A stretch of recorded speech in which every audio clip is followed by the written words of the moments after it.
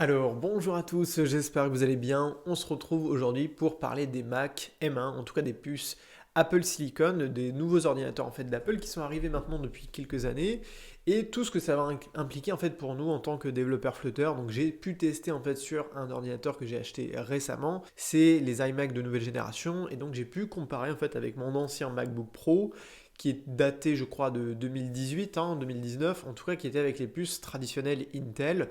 On va voir un peu c'est quoi la différence concrète pour un ordinateur et ce que ça implique, ce que ça change pour du développement mobile avec Flutter. On va voir est-ce que vous avez absolument besoin de passer à cette nouvelle génération de puces Apple, les puces M1, M2, etc.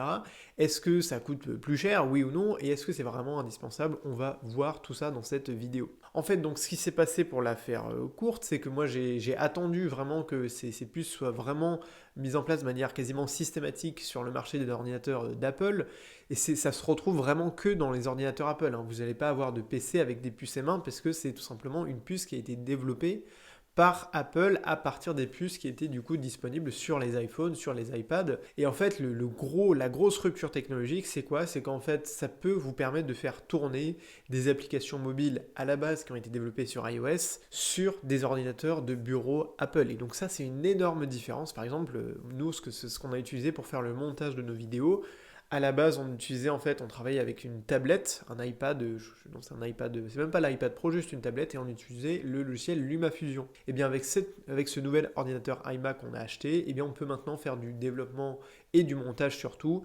avec ce même logiciel, par exemple LumaFusion, mais depuis un ordinateur iMac, ce qui n'est pas possible par exemple sur l'ordinateur avec lequel je travaille tous les jours. Donc moi, tous les jours, je ne suis pas sur un ordinateur Apple M1 ou M2, peu importe. Les puces, c'est des nouvelles générations, mais le fonctionnement reste le même.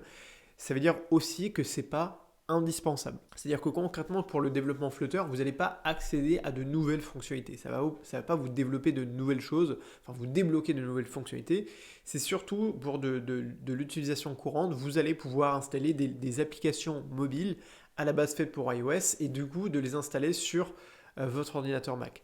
D'ailleurs, si vous avez déjà publié une application sur iOS, moi c'est ce qui me propose à chaque fois maintenant récemment, vous avez une petite case en fait à cocher pour savoir est-ce que vous pouvez rendre disponible votre application mobile iOS disponible pour macOS et qui va être uniquement compatible en fait pour l'instant avec les ordinateurs et les puces M1 ou M2. Du coup, ce qu'il faut faire, et c'est là aussi que Flutter devient super intéressant, c'est que quand vous concevez en fait votre application mobile, vous pouvez la concevoir de manière un peu responsive pour que un utilisateur d'ordinateur Mac puisse aussi lancer votre application mobile sur un ordinateur équipé du coup de cette nouvelle génération de puces. Alors revenons-en en fait nous à l'utilisation de Flutter, ça va pas changer du coup votre travail de développeur mobile. Par contre, ça peut l'améliorer parce que au niveau des performances, c'est le but de ces puces M1, M2, de cette génération de puces Apple Silicon, c'est de rendre votre ordinateur plus rapide, plus performant, etc. Alors on ne va pas faire des benchmarks sur l'utilisation des puces Intel, des puces Apple.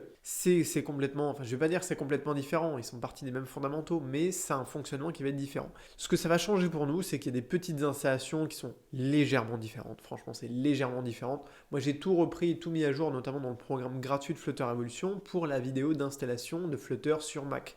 Et en fait, ce que je vous propose dans la vidéo, si vous l'avez déjà regardé, vous l'avez sûrement vu, mais je fais des petites coupures quand il y a des besoins spécifiques au Mac M1 et aux puces Apple Silicon.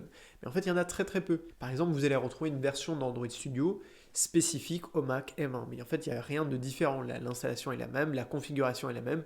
Vous avez juste en fait un logiciel un petit peu différent. Ce qu'il faut prendre en compte d'une manière générale, c'est qu'il y a un système de traduction en fait qu'il faut installer qui s'appelle Rosetta. Il faut l'installer en fait et ça va vous permettre de convertir du code informatique qui était à la base destiné à des puces Intel, de le convertir pour des puces Apple Silicon. Et en fait, c'est quasiment la seule chose à faire.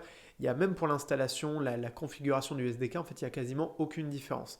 La plupart du temps, avec les puces M1, tout ce que vous avez à faire, en fait, c'est à télécharger un logiciel qui est un petit peu différent, qui a été conçu en fait par le développeur pour aller s'adapter justement aux puces M1. Donc en fait pour vous, vous n'avez quasiment rien à faire. J'ai eu des échos aussi de développeurs qui ont des petites complications lorsqu'il s'agit de publier l'application, lorsqu'il s'agit de la mettre en ligne, parce qu'on est dans du fonctionnement vraiment pur, natif, du fonctionnement à la fois de votre ordinateur et de votre application.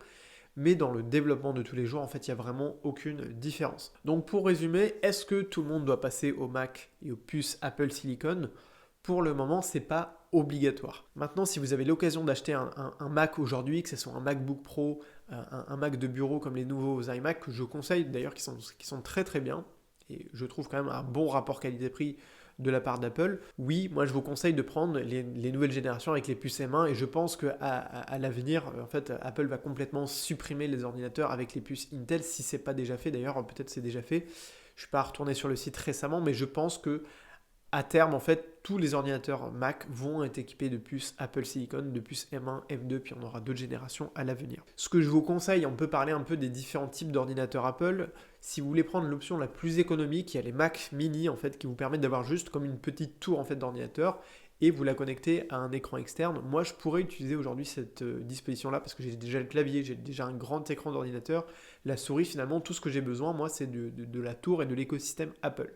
Donc vous pouvez utiliser un petit boîtier Mac mini, ça marche très bien. Si vous voulez l'option la plus confortable, moi je vais vous orienter vers les iMac avec justement équipés de ces puces M1, ça coûte un peu plus de 1000 euros. Vous avez le clavier Apple, la souris Apple et l'ordinateur, vous pouvez choisir la couleur, c'est quand même sympa. Et surtout, c'est ultra performant et surtout, c'est un ordinateur qui est très très agréable en fait à manipuler, à travailler avec.